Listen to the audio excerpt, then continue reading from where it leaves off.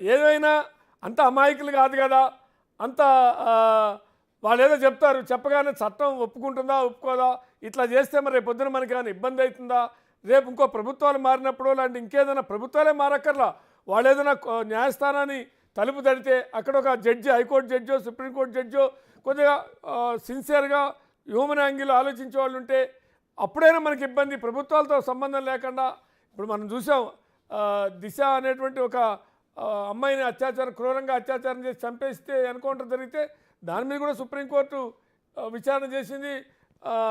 వీళ్ళందరూ కూడా చూసాం మనం ఏ రకమైనటువంటి, అంటే కొన్ని సందర్భాల్లో ఎన్కౌంటర్ చేయటం నుంచి ప్రజల మన్నలను పొందిన సుప్రీంకోర్టు చట్టం ఒప్పుకోవట్లేదని విచారణ చేసిన సందర్భాలు కూడా మనం చూస్తున్నాం. తెలంగాణలో జరిగినటువంటి ఎన్కౌంటర్కి సంబంధించినటువంటిది మనం చూసాం. అట్లాంటి భయం లేకపోవటమా, లేకుండా ఏం కాదని ధీమానా ఏంటది? నమస్కారం శ్రీనివాస్ గారు. ఈ చర్చలో పాల్గొంటున్నటువంటి మిత్రులు పురుషోత్తం రెడ్డి గారికి, అదేవిధంగా జూపూడి ప్రభాకర్ అన్న గారికి నా నమస్కారాలు.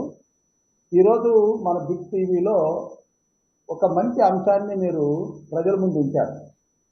అంటే ఒక ఐపీఎస్ సర్వీస్లో, ఇండియన్ పోలీస్ సర్వీస్లో అత్యున్నతమైనటువంటి ర్యాంకు, అంటే ఆల్మోస్ట్ డీజీపీ ర్యాంకులో ఉన్నటువంటి ఒక అధికారి అరెస్టుకు సంబంధించినటువంటి అంశం మీద ప్రజల ముందు ఒక చర్చలు పెట్టడం చాలా ముఖ్యమైనటువంటిది ఇక్కడ. ఎందుకంటే నేను ఒక 35 సంవత్సరాల పరిపాలనలో ఉండి ఒక 7 మంది ముఖ్యమంత్రులతో పనిచేసినటువంటి అనుభవంతో చెప్తున్నా. నేనే కాదు, ఏ ఆల్ ఇండియా సర్వీస్ వాళ్ళైనా కూడా తమ సర్వీస్ కాలంలో ఒక 35 సంవత్సరాలు పనిచేశారనుకుంటే 7 ప్రభుత్వాలతో పనిచేస్తారు. 5 సంవత్సరాలకు ఒకసారి ప్రభుత్వం మారుతుంది అనుకున్నా. సో 7 పర్యాయాలు కూడా వైరుధ్యమైనటువంటి ప్రభుత్వాధినేతలు వస్తుంటారు, పోతుంటారు. ఇక్కడ ఆల్ ఇండియా సర్వీస్ వాళ్ళకి ఇప్పుడు ఈరోజు మనము సీతాంజనేయులు గారి విషయంలో తీసుకున్నాము. ఈయన ఐపీఎస్, ఇండియన్ పోలీస్ సర్వీస్, ఇది 1948 చట్టము క్లియర్గా ఆయన సర్వీస్ రూల్స్. అదేవిధంగా ఇండియన్ పీనల్ కోడ్, ఈయన ఏం చేయాలి, ఏ చట్టాన్ని ఏ సెక్షన్లో ఎలా అమలు పరచాలన్నది ఇండియన్ పీనల్ కోడ్ క్లియర్గా, అది ఎప్పుడండి 1861లో చేస్తే మళ్ళీ 1941లో మళ్ళీ రీవైండ్ చేసి తీసుకొచ్చినటువంటి చట్టం. అట్లాగే సిఆర్పిసి ఉంది, క్రిమినల్ ప్రొసీజర్ కోడ్. సో ఇది కూడా 1971లో రూల్స్ ఫ్రేమ్ చేసి మొత్తం అమలు పరచాలి. అంటే ఇక్కడ నేనేం చెప్తున్నానంటే, ఈ అధికారులు చట్ట పరిధిలో నియమించబడినటువంటి వాళ్ళు, చట్ట పరిధిలో పనిచేయాల్సినటువంటి వాళ్ళు. వీళ్ళకు కొన్ని నియమ నిబంధనలు కూడా ఉన్నాయి, సివిల్ సర్వీస్ రూల్స్ అని, అదేవిధంగా కోడ్ ఆఫ్ కండక్ట్ అని, ఎథిక్స్ వాల్యూస్ అని. వీటన్నిటి పరిధిలో పనిచేయాల్సినటువంటి అధికారులు కొంతమంది స్వయంకృతాపరాధంతో తప్పు చేసి శిక్ష అనుభవిస్తారు. కొంతమంది ప్రలోభాలకు గురయ్యి, మరి వాళ్ళ ప్రమేయము ఎంత ఉందన్నది విచారణలో తేలుతుంది, బట్ ప్రలోభాలకు గురయ్యి బాధపడినటువంటి వాళ్ళు చూస్తున్నాం. నేను ఈ 35 సంవత్సరాలు ఒక్కసారి చూస్తే కొన్ని ప్రభుత్వాల్లో ఐఏఎస్ అధికారులు బలయ్యారు, కొన్ని ప్రభుత్వాల్లో ఐపీఎస్ అధికారులు బలయ్యారు. మనం చూస్తే కాంగ్రెస్ ప్రభుత్వంలో ఒక సీఎం గారి పరిధిలో ఐఏఎస్లు బలయ్యారు, ఇప్పటికీ వాళ్ళు బాధపడుతూనే ఉన్నారు. అట్లాగే మరొక వైసీపీ ప్రభుత్వంలో ఐపీఎస్ ఇప్పుడు ఎదుర్కొంటున్నారు. అయితే ఇక్కడ మనము కొన్ని ప్రభుత్వాల్లోనే ఈ అధికారులు కొంతమంది ఇలా బలి అవుతున్నారంటే, ప్రజల్లో ఒక అభిప్రాయం ఏముందంటే, కొందరు ప్రభుత్వాధినేతలు ఒత్తిళ్ల వల్ల వీళ్ళు బలి అయ్యారా? ఎందుకంటే ఈరోజు బలి అయినటువంటి అధికారులు గత 30 సంవత్సరాలుగా పనిచేస్తూనే ఉన్నారు. మరి ఆ ప్రభుత్వాల్లో వీళ్ళు బలి కాలే, ఇప్పుడు ఎదుర్కొంటున్నారు.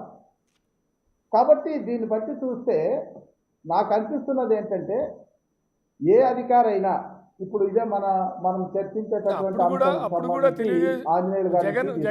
జగన్ టైంలో ఆనాడు ఇంటెలిజెన్స్ చీఫ్, ఇప్పుడు చంద్రబాబు టైంలో ఈ జగన్ టైంలో ఉన్న ఇంటెలిజెన్స్ చీఫ్, ఇట్లా ఇద్దరు సఫరర్సే, బాధితులాగా. నేను ఇప్పుడు ఓకే శ్రీనివాస్ గారు ఒక్క విషయం, ఈరోజు జగన్ టైంలో ఉన్నటువంటి చీఫ్ ఇంటెలిజెన్స్ ఆఫీసర్ని ఈ ప్రభుత్వం ఏమైనా బలి చేస్తుందా అంటే ఎటువంటి పరిస్థితుల్లో కాదు. ఎందుకంటే సంఘటన జరిగింది ఎప్పుడు? ఆ ప్రభుత్వంలో, వైసీపీ ప్రభుత్వంలో సంఘటన జరిగింది. ఆనాడు జత్వాని కేసుకు సంబంధించినటువంటి విషయంలో వీళ్ళు బొంబాయికి వెళ్ళారని, బొంబాయి నుంచి ఆమెను 40 రోజులు ఇక్కడికి తెచ్చారని, నిర్బంధించారని, ఆమె చేత తప్పుడు సాక్ష్యాలు తీసుకున్నారని, బలవంతం చేశారని అపవాదాలు ఎదుర్కొంటున్నారు. ఈ ప్రభుత్వంలో ఎదుర్కోలే. తర్వాత ఇప్పుడు పనిచేస్తున్నటువంటి అధికారులు కూడా ఈ ప్రభుత్వం నియమించినటువంటి అధికారులు కాదు. ఇప్పుడున్న డీజీపీ కానీ లేదా వాళ్ళు బై వర్చ్ ఆఫ్ సీనియారిటీ ఆ పొజిషన్లో వచ్చారు. వాళ్ళు నియమ నిబంధనల ప్రకారమే పనిచేస్తారు. ఈరోజు దాదాపు 200 మంది ఐపీఎస్ ఆఫీసర్లు ఉంటే వీళ్ళ మీద ఎందుకు ఈరోజు ఈ అపవాదాలు వస్తున్నాయి? వీళ్ళ మీద ఎందుకు ఈరోజు అరెస్ట్ అవుతున్నాయనేటువంటి వార్తలు వస్తున్నాయి? మిగిలిన అధికారుల మీద రావడం లేదు కదా. కాబట్టి ఇంటెలిజెన్స్ చీఫ్ కీలకం కదా అని, ప్రభుత్వానికి ఒక ఆయుపట్టు లాంటివాడు కదా అని. కాదు సార్, ఆయుపట్టు కరెక్టే. ఇప్పుడు నియమ నిబంధనలతో పనిచేస్తున్నారు కాబట్టి డెమోక్రసీ మనుగడ సాగిస్తుందండి. అందరు అధికారులు కూడా వచ్చినటువంటి రాజకీయ నాయకులకు ఒత్తిళ్లకు లోనైతే ప్రజాస్వామ్యము మనుగడ సాగించలేదు. ఈ రోజుకి నియమ నిబంధనలకు కట్టుబడి ఉన్న వాళ్ళు ఉన్నారు. వీలైతే ఇప్పుడు ఏదో మీరు అన్నారు లూప్ ల్యాండ్ పోస్టులని, అటువంటి పోస్టులకు వెళ్ళినటువంటి వాళ్ళు ఉన్నారు.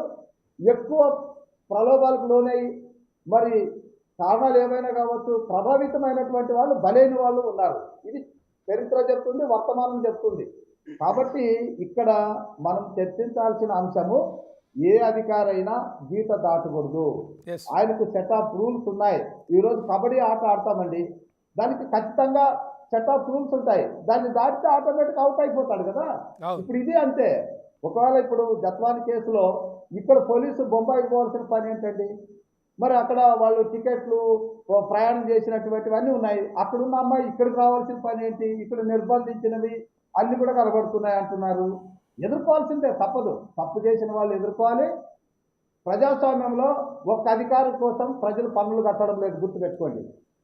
ఈరోజు వారి కోసం నియమించబడిన అధికారులు సక్రమంగా పనిచేయాలనేటువంటి ఆలోచనతో ప్రజలు ఉన్నప్పుడు ప్రజలకు సమాధానం చెప్పాల్సినటువంటి బాధ్యత కూడా అధికారుల మీద ఉంది. ఆ అధికారులు తప్పు చేస్తే ఎంక్వైరీ చేయాల్సినటువంటి సిఐడి అధికారుల మీద ఉంది. ఆ తప్పుని నిరూపిస్తే శిక్షలు వేయించి ప్రజాస్వామ్య మనుగడకు దోహదపడాల్సినటువంటి ఆవశ్యకత కూడా వ్యవస్థల మీద ఉందని నా ఆలోచన. రైట్, వచ్చిన బ్రేక్ తీసుకున్నాం. బ్రేక్ తీసుకున్న తర్వాత డిబేట్ కొనసాగింది.